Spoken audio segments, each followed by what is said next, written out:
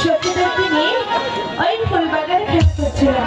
সারাদিন শুধু খেলাধুলা করে চলবে, তাহলে কি করবো? খাওয়া নেই, দাওয়া নেই, স্নান নেই। চলো আমি স্নান করি।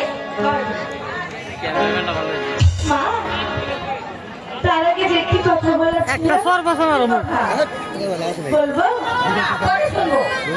আগে শোনো না, বলছি তো পরে শুনবো না। আগে আমার কথা শোনো। হ্যাঁ, ঠিক আছে, বলো। সত্যিরা বলছে আমাকে নিয়ে ওই সান্তানদা ঠাকুর স্নান করতে। কেন? এখনো মা অনেক ছোট, তাতে কি হয়েছে? যেতে দাও না, একটি বার যেতে দাও। বলছি না, না যাবে না, যাবে না, যাবে না।